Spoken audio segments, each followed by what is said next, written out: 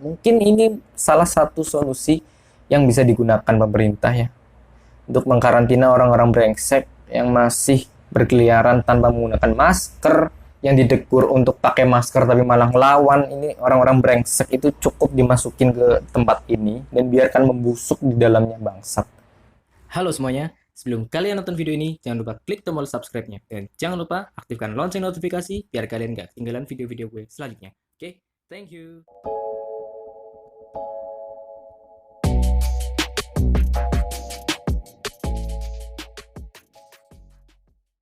Halo cuy, kembali lagi bersama gue Fajri di sini, dan terima kasih buat kalian yang sudah klik video ini. Udah berapa lama gue udah nggak upload konten, udah nggak bikin video lagi. Kalau nggak salah itu dari bulan November, kalau nggak salah ya, dari November awal atau akhir gitu ya, karena memang ada beberapa kendala dan semangat yang terus menurun. Dan makanya ya cuy, buat kalian yang belum subscribe, silahkan subscribe dulu biar channel ini tuh bisa berkembang gitu sih. Dan kali ini gue bakal bahas tentang makam cuy. Makam ya, tempat peristirahatan bagi seluruh umat manusia ya, peristirahatan terakhir. Tapi yang bakal gue bahas kali ini tuh kayak bukan makam-makam biasa ya cuy. Menurut gue pribadi sih, makam-makam atau tradisi pemakaman di sini tuh cukup unik ya, dan ya yang pasti nggak kayak biasanya gitu ya. Nggak usah basa-basi, kita langsung aja ke videonya.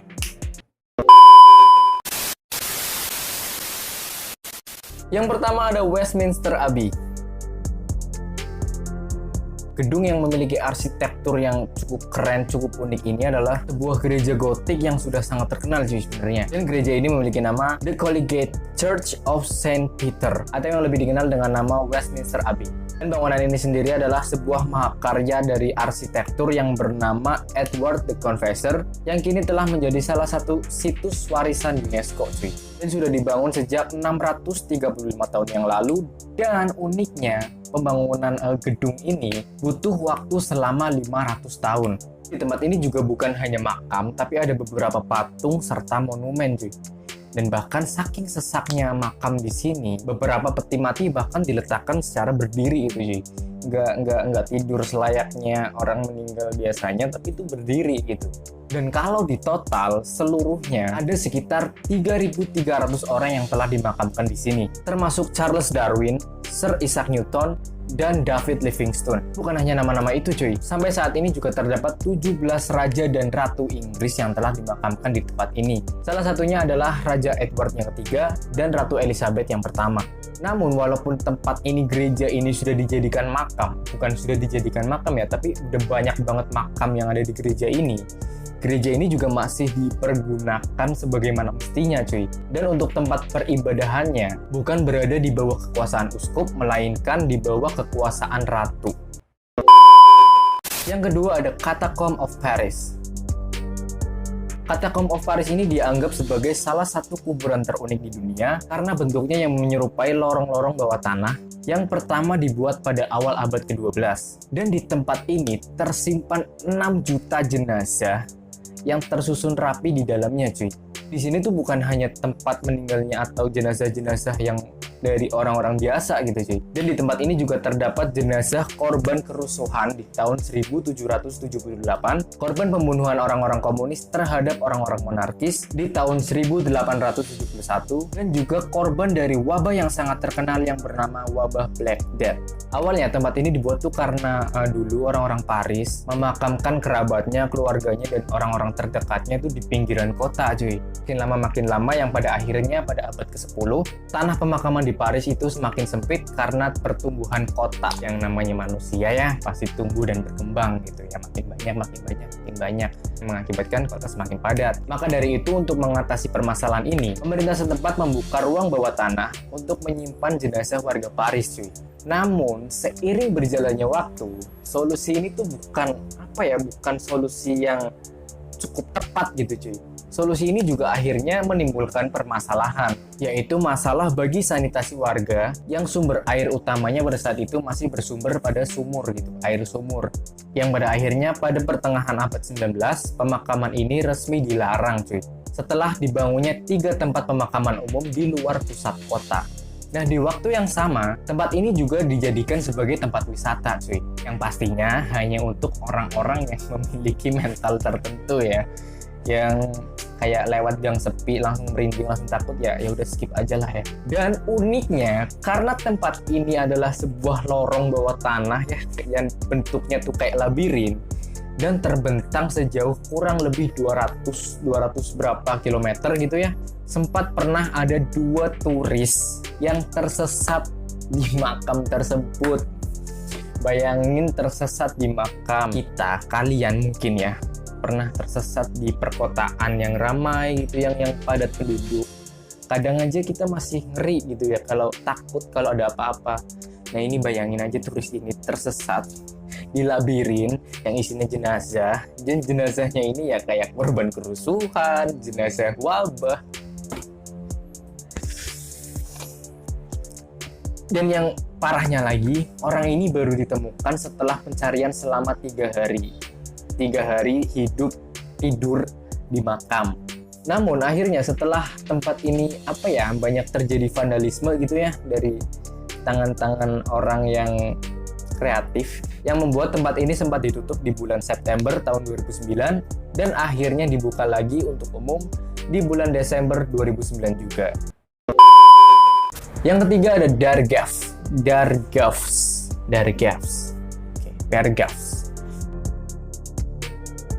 Makam ini terletak di sebuah desa terpencil di Ossetia, Rusia. Di tempat ini terdapat sebuah komplek pemakaman misterius yang biasa disebut sebagai kota orang mati. Dan kuburan kuno ini juga terletak di sebuah lembah yang membentang sepanjang 17 km dan berisi hampir 100 batu purba kuno. Dan di tempat ini orang-orang pada zaman dulu menguburkan kerabat-kerabat mereka bersama pakaian dan barang-barang kesayangan jenazahnya gitu. Dan makam di lembah ini cukup unik karena makamnya dibuat seperti kayak rumah gitu ya. Dan jenazahnya itu nggak dikubur di bawah tanah gitu, tapi diletakkan di dalam rumah tersebut dan dibiarkan membusuk dengan sendirinya gitu. Dan konon di tempat ini dulu pernah terjadi sebuah wabah yang bernama wabah kolera pada abad ke-18. Maka dari itu orang-orang sekitar membangunkan rumah-rumah tersebut yang digunakan untuk mengkarantina orang-orang yang terjangkit wabah tersebut. Mungkin melihat keadaan sekarang ini ya, yang gue lihat agak kurang membaik ya, bahkan ada lockdown lagi di beberapa tempat. Mungkin ini salah satu solusi yang bisa digunakan pemerintah ya, untuk mengkarantina orang-orang brengsek yang masih berkeliaran tanpa menggunakan masker, yang ditegur untuk pakai masker tapi malah melawan. Ini orang-orang brengsek itu cukup dimasukin ke tempat ini dan biarkan membusuk di dalamnya, bangsat. Nah, pada bangunan tersebut hanya terdapat sebuah lubang kecil yang gunanya itu untuk ngasih makan orang itu cuy ya, kayak kalian ngasih makan jadi cuman lewat lubang aja gitu mas, makanannya. Jadi ya gitulah. Yang selanjutnya orang-orang atau korban-korban tersebut dibiarkan di tempat itu hingga meninggal dan akhirnya membusuk. Akibat dari adanya wabah dan meningkatnya banyaknya jumlah korban, warga yang berada di sekitar tempat tersebut mulai meninggalkan kota tersebut cuy. Dan itu adalah salah satu alasan kenapa kota ini disebut kota orang mati. Dan konon siapa saja yang berani mendatangi kota itu, maka dia tidak akan bisa keluar hidup-hidup. Yang selanjutnya ada Trunyan. Yang satu ini merupakan sebuah tradisi yang ada di Pulau Bali cuy, di Indonesia nih. Dan nama Trunyan itu sendiri berasal dari sebuah daerah yang terletak di Kintamani. Dan di desa ini memiliki sebuah ritual pemakaman yang cukup unik ya menurut gue. Karena di sini jenazahnya itu nggak dikubur atau dibakar gitu cuy kayak biasanya, tapi pemakamannya atau jenazahnya itu dibiarkan terbuka gitu, di tempat terbuka juga. Jadi orang-orang yang meninggal di sana tuh hanya ditempatkan atau diletakkan di permukaan tanah gitu cuy. Terus badannya hanya ditutupin kain sama wajahnya dibiarkan terbuka. Yang selanjutnya jenazahnya itu ditutupi kayak semacam alat ya yang namanya itu ancak saji, yaitu anyaman bambu yang berbentuk prisma yang nantinya akan melindungi jenazah dari serangan hewan-hewan liar.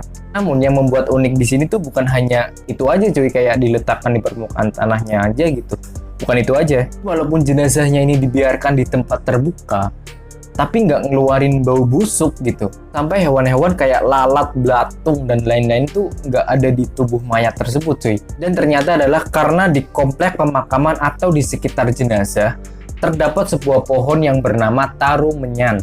Yang konon pohon ini tuh menghasilkan bau yang sangat harum yang bisa menutupi bau dari jenazah tersebut cuy. Tapi menurut penduduk sekitar, tidak semua orang atau warga-warga desa tersebut bisa dimakamkan menggunakan prosesi pemakaman ini. Terdapat syarat-syarat lainnya yang harus dipenuhi agar jenazah bisa atau layak dimakamkan di makam trunyan tersebut. Salah satunya adalah saat meninggal, jenazah harus dilumuri dengan ramuan-ramuan khusus. Saat setelah dibawa ke lokasi pemakaman, selanjutnya jenazah akan ditutupi ancak saji dengan sesajen yang diletakkan di dekat jenazah tersebut.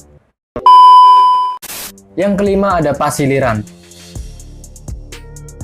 Tradisi atau pemakaman unik kali ini berasal dari Tanah Toraja cuy. Tepatnya di Desa Kambira, Tanah Toraja, Sulawesi Selatan. Dan tradisi ini hanya berlaku untuk bayi yang meninggal saat giginya belum tumbuh.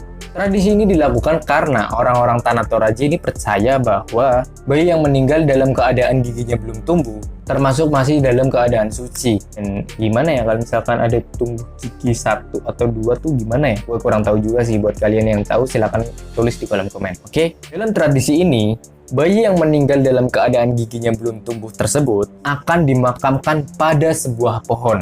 Dan caranya adalah, awalnya pohon tersebut diberi lubang dengan ukuran 50 x 50 cm atau seukuran bayi gitu ya.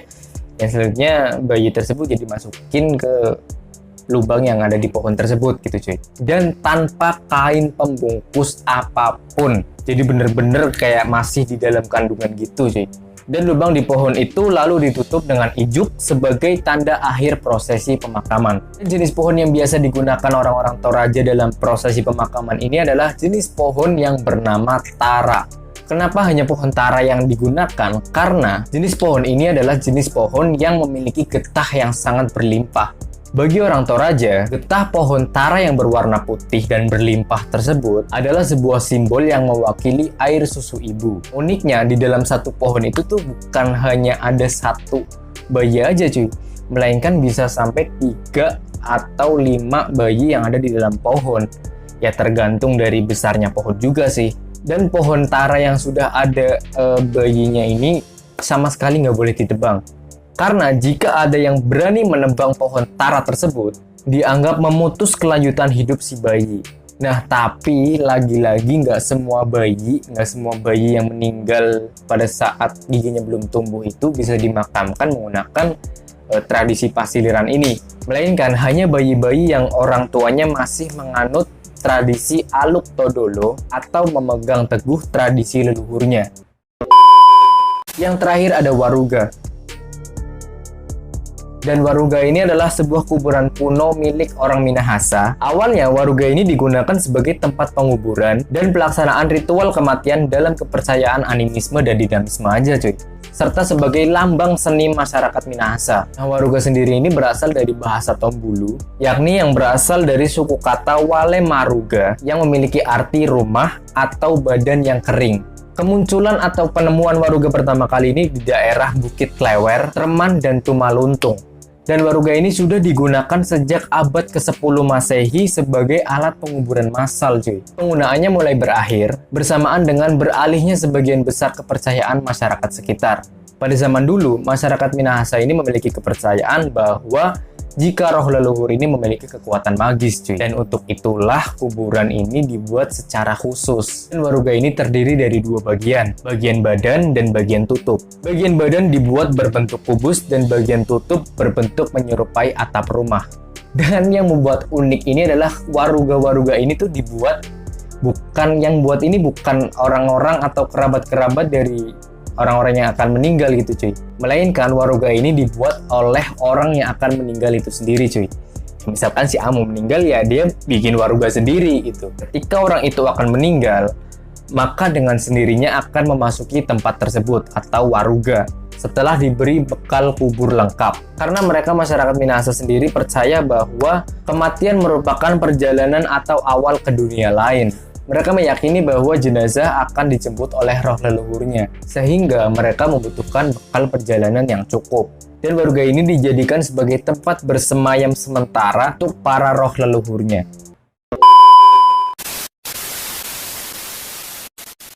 Ya, tadi itu adalah beberapa makam atau tradisi pemakaman yang ya menurut gue sendiri cukup unik sih ya.